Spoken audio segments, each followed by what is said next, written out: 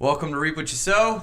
My name is Seth Schaefer, and I'm here with Mr. Rikki Hixx. Hello. Welcome. Thanks for having me today. Of course, it's always a pleasure. Now, Rikki Hixx is a men's grooming stylist. Now, what exactly that means is he is proficient when it comes to cutting hair and making you look like the best person you could possibly be. Thanks. That's awesome. Look, I would call you, I would say you're more of even an artist. And I get my hair cut by Rikki, and I will say that he really takes his time. And it seems like you're really passionate about what you do, and you take that little extra second to cut the little hair that sticks out on the side. You're like, I gotcha. You Awesome, take man. care of it. You noticed. That's awesome. Well, details. I mean, for both of us, we're in the industry of details and really noticing the small stuff that goes a big way. Now, Rikki, I know right now, Rikki, you're at Daniel Alfonso's men's salon, Yes. men's grooming salon, and you're in Beverly Hills. And how long have you been cutting hair? Give me kind of some info. I want to know a little bit about this. So when did you start cutting hair? How long ago? I started cutting hair about 14 years ago in Chicago, Illinois. You were in Chicago originally. That's where it all started. And then from Chicago, you go where? I went from Chicago to Las Vegas, and from Las Vegas to California. Reasonable move. Right? So, It's nicer. what took you from Chicago to Vegas? How'd you end up in Vegas? I met my wife while I was in Chicago, and I thought, we got to go where people are blowing all their money, and what better place to move than Las Vegas? Lost wages. Lost weight. Right? That is good. I'm taking that to the bank. That's a good one. So you guys go to Las Vegas. What about your wife? So how'd you guys meet, and how do you know her? And It started, I was working in a salon, and I was on a dating site, and I was talking to different girls on this dating site, and one of the first questions girls usually ask is, what do you do for a living? And I would say, I do hair. And they were like, well, I need a haircut. And I was like, great, come in at 5 o'clock. And I never dated any of them. I just made money off of it and capitalized off of the dating site. I won't tell you which one, just in case. That's awesome. But my wife, she came in. She was pretty persistent about wanting to get drinks and stuff. And I never wanted to meet up to get drinks. I really just wanted to cut her hair. And I talked her into coming in at 9 o'clock at night. Sounds real creepy like, but she fell for it. She came in and I cut her hair and she never went home. We've been together ever since. 9 wonderful years, 5 years of marriage. Wow. Well, just right there, I think the way we met was through social media and Instagram specifically. And it seems like, I mean, you've been really persistent on social media, and it's gotten you here now. So it's funny to know that even before you ended up in California, you were using social media, whether it's social dating apps or Facebook, Instagram, whatever is current at that time. You were using it to get people in the door and cutting hair. Oh, nice, man. I didn't even think about that. You were. Right? You were a social media marketer before you. Yeah, MySpace. Started with MySpace. Tom. Poor Tom. Man. He had more friends than anyone. But did he really? Yeah. Where is Tom? Jeez. Poor Tom. But I think it's pretty interesting to think about that as a business, of that you capitalized on something that wasn't exactly made for what you were doing and made it work. And that's pretty impressive. So then you and your wife get together, you guys decide to move to Vegas, and then boom, where now? So, some of the backstory to back it up just a little bit Go is ahead. when I met my wife, I was actually just getting out of a bad relationship. I was in a relationship. We had a lease together. She was cheating. I'm not going to say her name, but I'd like to right now. But I met my wife during that time, and I explained to her the living situation. I had a roommate that was my ex. Ooh. And when I met her family took me in. They were like, Rikki, let's help you get out of this situation. We have a big 5-bedroom house. We could give you your own room. They're really good people. So they actually brought me in, and they taught me what family was really like. Wow. And if it wasn't for them, I would have never, ever been to Las Vegas. So they actually took me to Las Vegas on a family vacation, and that's when I fell in love with it. So before moving there, I only visit one time. I was there one time before that, and that's when I started telling my wife, we got to move here. This is it. This is the place. And it took me 2 years being persistent. Like, we got to go. I don't know. What if we don't make it? We'll make it. We got to go. And finally, we took that leap of faith, and we did it. Wow. You get A+ on now your wife of taking the risk on you of like, this guy's in a sticky situation, and then the whole family really backed you up. I mean, you must have done something right. They must have liked you. Well, it helped the first time I met him was Halloween, so they weren't sure if this was really me or not. You know what I mean? That helps a little bit. And I'll never forget her father's first words to me were, do you have a car? I was like, yes, sir. He's like, do you have a job? I was like, yes, sir. He's like, well, you're better than her last boyfriend. So she really kept the bar lower for me. That helps a little bit. That's a big win, man. Because before that, I was always the guy that no one would bring home. They'd bring home because I always looked, tattooed guy. People's parents didn't want me as a boyfriend or in the family at all. So her family, they're awesome, and they saw more than just the tattoos and the crazy hair. And I mean, it's crazy because you went from a relationship with an ex-girlfriend, living with her, to then the next one being, oh, I don't live with her, but I live with her family, which is, adds another complexity level to it of living with family and the whole thing. I mean, you're really in the family pretty quick. Right. But I mean, it seems like it works the way it was supposed to. Right. Which is awesome because it doesn't sound like you were in a great situation before. Definitely. So you got a lot better. And even, man, I mean, living at someone's house is always hard, especially when now it's your whatever father and mother-in-law, but at that point it was just the girl you were dating's parents. I'm sure that took you a little while to kind of be like, hey, I'm not coming out of the bedroom. Yeah, hey, I'm gonna hang out in here and leave, and that's totally. it. Yeah. At first it was super awkward, but then what I realized real quickly was like I came from a time where I didn't talk to my family. I actually went like 10 years without talking to my family at all. And then I met a girl, and I immediately got into her family and got to see what a family was and how they treat each other, which was completely the opposite of what my family did. Right. So it was nice to see a different aspect and of how love is perceived. And I think a big part of that is you only know what you know. So the only things that you get in your culture or your upbringing is the only way you think things are. I didn't know I needed glasses to see far away for years until a friend was like, try these glasses on. And then I could see better. Nice. I had no idea. It was the same thing with Curtis. He had no idea. Right? Dude, we're hanging out one day, and he tried on my glasses. Like, he was making fun of me first. Nice. I mean, I'm not gonna let that slide, dude. He was ripping me up and was like, "Oh, blind is bad," and then puts them on, and then he's like, "I can actually see pretty good," and then and like, that's great, dude. But it was pretty cool.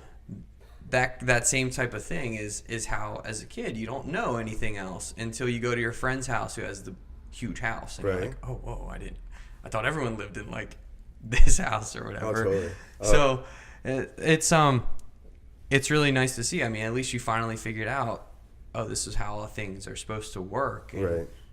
And then you end up marrying the chick. So now you really, I'm invested. You're invested. Now you're in. Now you're like, all right, I liked it so much. I want to keep this. And it's so awesome too. And her family's always been supportive of me. And I've worked for myself before. Her family supported that idea, and they were always there. So it helped. It's nice having some support. Absolutely. And when you can have a family that's behind you, dude, you can do a lot of things. I mean, having one person behind you means a lot. Oh, absolutely. So it's nice. So then you get to Vegas, and then boom, what happens? Where are you at? Well, the big one for moving to Vegas, I proposed to her, and we were going to get married. So we were right on the cusp of living in Chicago or living in Vegas to get married. Where are we going to get married? And we started planning a wedding in Chicago, but it's a lot of money. So we decided, let's not start our marriage off in debt. My wife was like, let's just get married in Vegas, because I got the coolest wife ever. Did want to do that. So that was the plan too. So we knew we were going to move to Vegas, and this was all planned out. But a week later, we were getting married in Vegas. So all of our friends from Chicago were going to come out. So we to move to Vegas, we packed up 10 boxes through Greyhound. Like, I duct taped the boxes up, took him to the bus station, sent him off. She had a car, I had a car. We followed each other all the way from Chicago to Las Vegas. And we ended up staying with a friend. A friend had a guest bedroom. We didn't even have a place to live, because how were we going to look at places to live? We were in a different state. So a friend took us in, and they were really nice to us, and we started looking for places. And that's how we ended up in Vegas. And it was super scary. She was like, I don't have anyone. I don't have any of my support team, any of that stuff. But you had one. You had the friend. Exactly. Like you know, that's all it took was one. Right. And even when we moved here, we had one friend in San Diego, and we stayed at his house for a couple days, and then somehow convinced him to be our third roommate and move in with us. Nice. I don't know how it worked, but he did. And that's all it took, was having one other person that was like, just let you stay at their house and take care of you. And I too many good friends. No, totally. Too many good friends. And you know, it's really nice that some friends, even from Chicago to Las Vegas, that you may not talk every day, right, but every time you see them, you just pick up like there was no time passed at all. That's my favorite. Oh, I agree 100%. At our wedding, when we got married in Vegas, we got married at Planet Hollywood, and we tried to do it as big as possible. But at that timeline, I didn't talk to my family. A lot of my clients from Chicago came out as my family and my coworkers. So wow, that means the most. And I always say, doing hair, it's about building relationships, you know, not the clientele. And that's just one sign right there that's the truth. Man, you're preaching the choir. Right. Yeah, that's it. We're same here. I think almost every business should be more based around the relationship aspect of it, because you want to take care of the people and you want to get to know them and you want to really be a part of whatever they're doing. And Absolutely. When it comes to cutting hair, I mean, you trap the person. Like, I'm trapped. Like, I'm either gonna hear what you have to say or You're that's hostage. it. I'm a hostage. Yeah. You got me stuck there. I'm just sitting there like, all right. That's totally. I'm either gonna sit here and just be like, oh, right, not talk, or I'm gonna learn and get to talk to you and the whole thing. And that's where you have a captive audience, right, to say the least. I mean, they're stuck there. So then you guys do the big wedding. Yeah, so after that happened, when reality set in, oh man, we live in another state. We don't really know except for one or two people here. I gotta get a job. I moved to a different state. I gotta get my license in that state to do hair, because that's my passion. That's what I love to do. And I tried to apply for the license, and there was a 3-month wait at least to take the state board to even do hair. So at first I decided I'm going to work through like a temp agency, and I'm just going to do busy work just to make an income. And I started working for like Amazon distribution center, because I thought that'd be fun. It'd be like Christmas all day, just opening up boxes and seeing what got returned. And one thing I learned is you can pretty much return anything through Amazon. Anything. Some weird stuff. But I hated it. I sucked at that job, and I've always been good at every job. I try so hard to be a perfectionist and be the best at everything, but that job I just couldn't do. I just sucked so bad at that job. So I thought outside the box, and I applied at the Air Force Base, because I knew that the Air Force Base was federal, and federal would trump state. So as long as you had a license in one state, you could work for the Air Force. So I applied, and I actually got the job, and I had 2 weeks to start. And that's when I realized I have never done a military-style haircut in my life. I've always been a hairstylist. I come from doing women's hair. So that's the power of social media. I reached out to some of the barbers in town that I made friends with on Instagram, and they invited me to come shadow them. And I stood next to them, and I learned how to do bald fades and flat tops and high and tights, because that was such a foreign world for me. And when I started on the Air Force Base, it's all about numbers. You make up in numbers what you lack in skill. They just keep coming in. I kept pushing them out. And initially, I really thought that would just be like an in and out temporary solution. I was there for 2 years.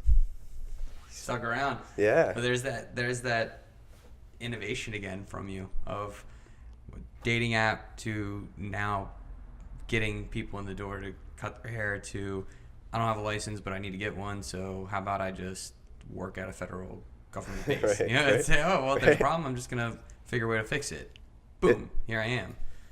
It was crazy, too, because I've always looked like this. So working in an Air Force Base, those are some OG, you know, some old, Tough guys. scary, tough guys. And I do not look like that at all. Yeah. Dude, I'm so afraid right now. Yeah. Jeez, dude, I'm creeping in my seat. Can't see me. One of the best parts of working there is, in the beginning, I thought I would just make quick money. The haircuts there are $11.95.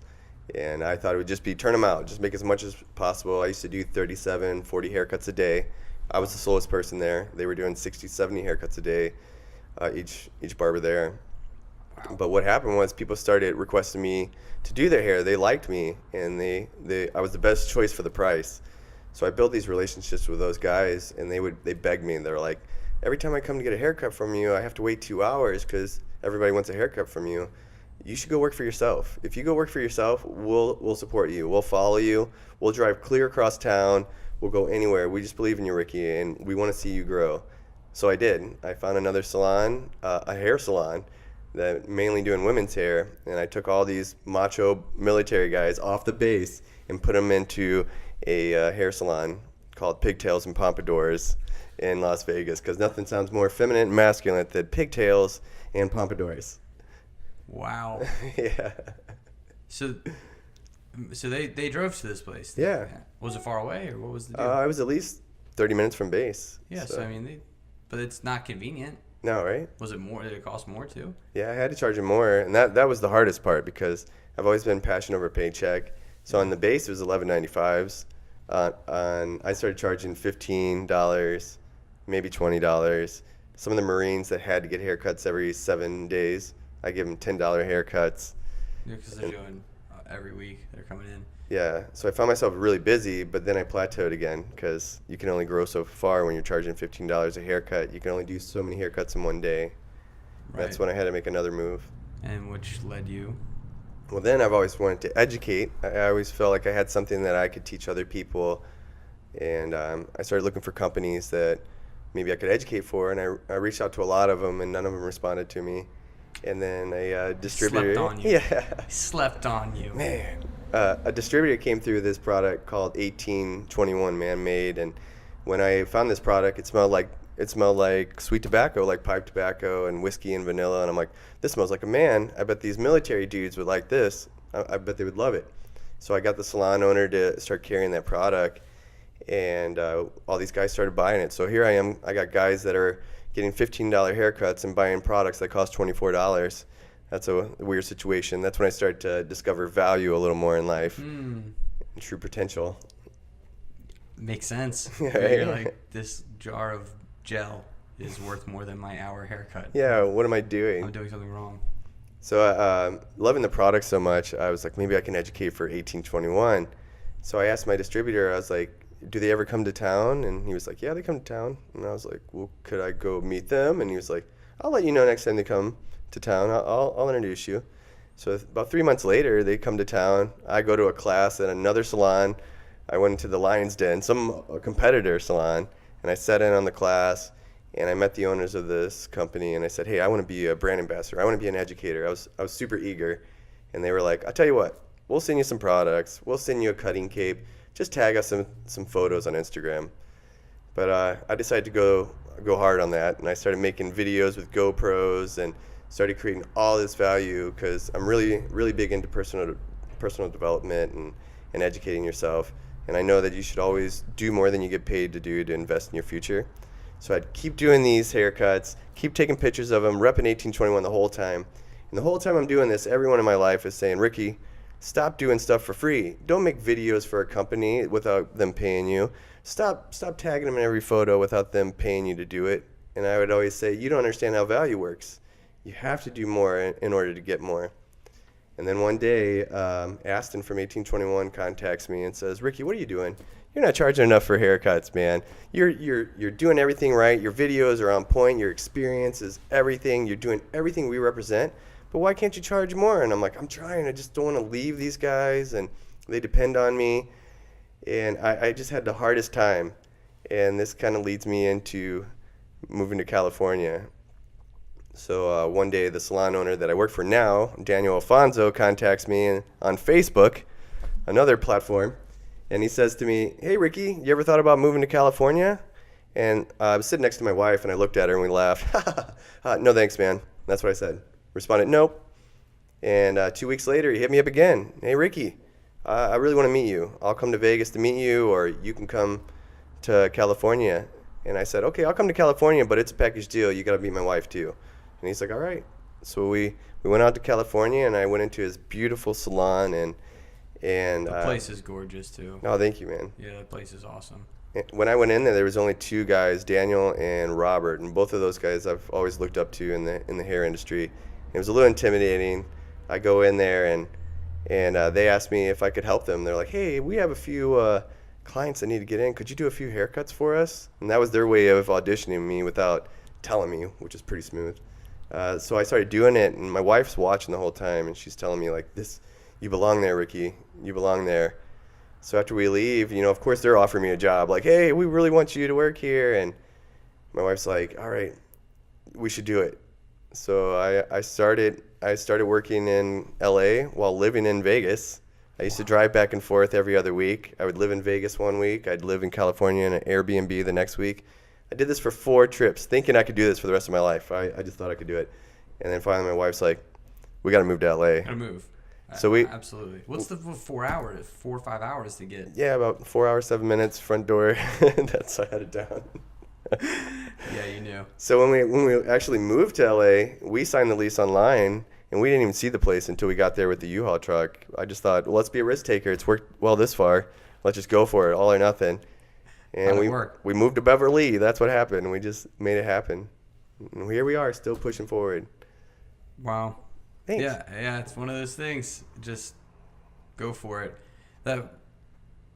I love all that. That's really it's really interesting, especially when you talk about value and giving. I think that if you're in the personal development, I don't know if you know the guy Zig Ziglar. Oh, absolutely. But, I mean, you can get everything you want if you just help enough people get what they want. I believe it. Me too. I think that it's important. If you're not helping people in the direction that they need to go, then you're going to be in your own way. You're going to be in your own way, and it's not everyone who thinks like that, and it's certainly not everyone who understands it. But when you get around those people that do, it's amazing. You're around the right people, and that's what I think we both gravitated towards each other, is that we both understand that concept and live it. And we're like, look, we're going to help you out. We're going to help you do this. And the opportunities just keep coming in different ways that I didn't know were coming, and either did you. And when I moved here, I needed a barber. Shout out to Jut. Jut was my barber before I met you. And the guy, 5 years, man, this guy was the man. Nice. Awesome. But it's the same thing. Built a relationship, and he was just the guy. And when you come in and I get here, I'm like looking for a haircut, and like I'm all scared. I had the same guy doing it, and you made me feel at home, and we hit it off. We understood all the same stuff, and that really goes to show you of where you can go and what happens. And now I use the 1821 stuff, and I love it. Same thing. It's like, this stuff is awesome, and I think that if you are moving somewhere, yes, it's nice to plan. But there's a lot of stuff you just won't be able to plan for. And you won't see the opportunities that are there, that are coming. And the next best thing is around the corner. So it always seems like. You're like, man, but it's the truth. Now when it comes to like, you dress up for work. Not everyone does. Been there. Why? I believe in branding yourself. I think we're all into marketing, whether you believe you are or not.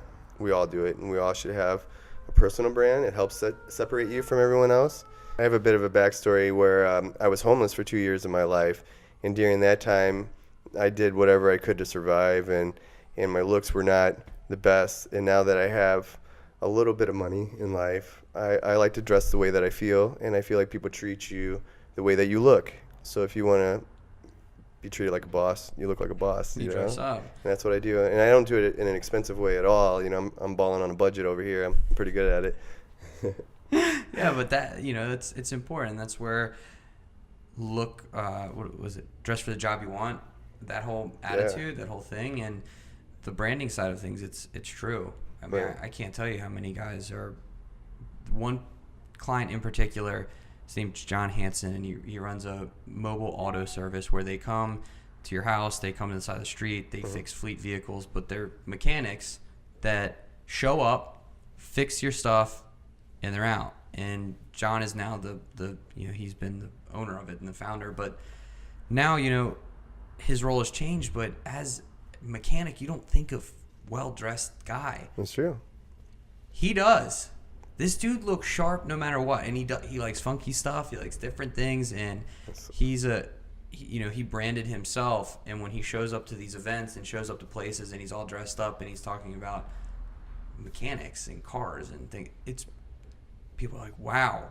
But he's branded himself so strong that people know him for that. Right. And same thing, there's a really close friend of mine. His name's Ernesto, and he's an architect and does interior design. And, I mean, the guy does some even more funky and different things than my friend John. And he looks so sharp. And he seriously said that he was the president of a chamber of commerce. And wow. He told me that people come up to him afterwards and say, like, I always look forward to seeing what you're going to wear. That's because awesome. It's always so different. And that's been his marketing budget, because he just looks so good that people are naturally gravitating towards him. And it seems like that's kind of the same thing. If people are like, oh, who's this guy? It totally makes a difference. The way I was taught in the beginning of doing hair too, in the hair industry, I was taught you always look the way you want to be treated, but you don't wear the same thing to the club that you wear to the workplace, unless you're only trying to attract people from the club. But then I moved to LA, and it's completely different. People wear stuff to the workplace that they wear to the club. With that being said, I tend to attract more of the CEOs and not the actors and musicians that other people attract in the town. I'm trying to get the guys paying them because they understand the difference. Right. And they trust me more. They walk into the salon, they see somebody that's suited up. They're like, I'm going to go with that guy, not the guy that's dressed for the club. Right. So it does help me a lot. Yeah, it's different. And that's, I think, naturally, everyone will just judge someone just Right. how it is. You can't stop it. You make some sort of assumption about someone, whether it's positive or negative. You can always give someone the benefit of the doubt no matter what they look like. But you will naturally just conclude something. And the goal is to make it positive. Right. And that's like everyone's goal is to look, Right. for people to be like, oh, he looks like a good guy. Right. And through your personal branding and through the way that you've been doing all of your social media and then even the branding in the store being dressed up, it works for you. Thank you, man. It works, man. I mean, people look at you like, oh, I want to look like that. And that works for us too. If I'm try selling suits in a t-shirt and jeans, I remember one time I was at a gas station, and I do this thing where I talk to people no matter where I'm at. That's great. And I was in jeans and a t-shirt, and the guy pulled up next to me, and he was in some nice car, and I complimented his car, and I started talking to him, and I told him I made clothes, and it was like even just trying to talk to this guy, it was like he had no idea. It was just, thanks, man. You couldn't put it together. Thanks, man. But then, a couple weeks later, I'm all dressed up and I talk to someone else and I'm all in the suit. It makes a huge difference. People are like, oh, you make suits? Like, oh, is that Right. one of them? And whatever. And it's just way different. Even regardless of the industry side of it, just how I'm treated when I'm dressed up anywhere is way different. Right. And I choose this way. I love it. Especially here in California, if just looking nice and walking around, people don't know what to make of you. That's the truth. I think too, like, everyone's in sales, whether you believe you are or not. Again. And the public is so used to being sold all the time. They can see it coming. And I always approach it with complimenting people instead of trying to get something out of them. Just leave them with a compliment and leave them with something positive. And in return, that always comes right back to me, because it attracts each other. Versus saying like, hey, you should buy a haircut from me. You will love my haircuts. I'm like, hey, you look great already. But if you ever want to step it up a little bit, I'm your man. It's a high five with a backhand. Yeah. It's like, you look great, but you look better. Yeah, right. We could do better. No, but I don't believe in the method that would work for you. Is like, that is a bad haircut. Right. I'm gonna fix it. Yeah, let me bash you first. That'd be great. It doesn't work. And even in same here, doesn't work. And I think that's where we get along also a lot is that we're in the appearance industry. Right. You know, the outward stuff people take very seriously. It's who they are. Some take it seriously and some don't. But you know, you're dealing with a very delicate situation. It's like people are very finicky with hair. So have you had an experience where you're cutting someone's hair and then you have to kind of like whatever rework it a little bit or move it around and make it so that they're happy, even though, you know, like you have a bad experience and you gotta make it look better? And yeah, it's unrealistic expectations sometimes where you have to really kind of ego boost people and kind of let them know, like, hey, you look great. It looks great like this, and we're going to make this look better. Yeah. Things like that. Just kind of tiptoeing around the fact that they're losing their hair or something, you know? Yeah. Like, no, it looks great right here. Don't worry. Yeah, well, I mean, the stuff happens of I was telling the story to someone recently about how there was a guy who he had these expectations of what he wanted, and the picture they showed me was very far from the person. Yeah, oh man, muscular guy, you know, tan dude, very different than who the person was, and it's that gauging of, hey, I'm not gonna make you look like this, but I'm gonna make you look the best that you possibly can, right? And I'm gonna make you feel like this. I think that's the trick of making someone feel awesome and making someone feel, you know, far beyond what they thought they could, and look in the mirror and go, yeah. I think one of the things I really like too is that you not only do you cut the hair, take, you know, a lot of pride in it and very detailed, but you also teach, like, hey, this is how you're supposed to do it. Hey, you know, oh, you're having problems with this. Let me kind of help you. That educator piece is natural, it seems like. The style coaching, yeah. The style coaching. Ego boosting. That's it. Yeah, I always believe if you can't recreate the look, the whole thing is pointless. So what's the point? Yeah, a lot of people cut your hair and they're like, yeah, good luck. I'll see you again maybe. And I'd rather invest more into you and show you how to do it, so that way you're my mouthpiece and people will compliment you, and that comes right back to me. It's more about being a giver and not being a taker. A taker would be like, give me your money, I'm going to knock you out in 15 minutes, and maybe I won't ever see you again. And to me, but I don't care. Yeah, being a giver is give you everything I can within this hour appointment that we have, and then I'll see you again because we're now friends. Right. That's the hunter versus the farmer. Nice. Where the hunter gets it, kills it, moves on. The farmer plants the seed, lets it grow, lets it grow, and just keeps eating off the fruit that's awesome, man. They plant. That's the same thing. That's what you're doing, and you nurture this thing constantly. Awesome.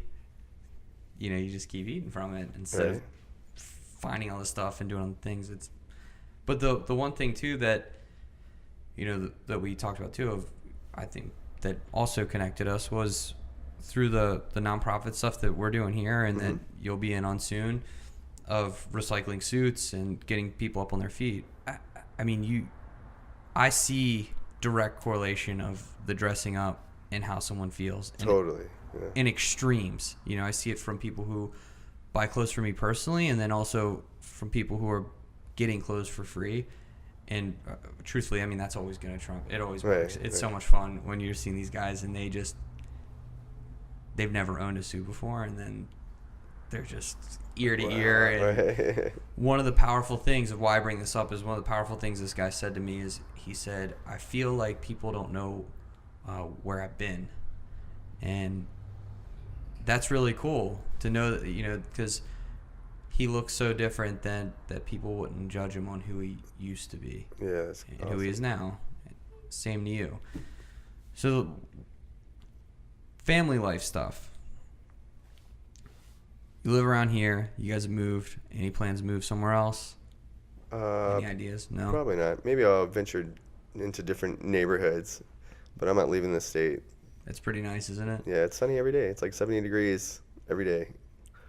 I walked outside a minute ago and I was like, yeah. This is sweet. So then, if you could move anywhere in the world, do you have a place that you would go? In the world? Yeah. No. Yeah. No? Here. Yeah, I love it here.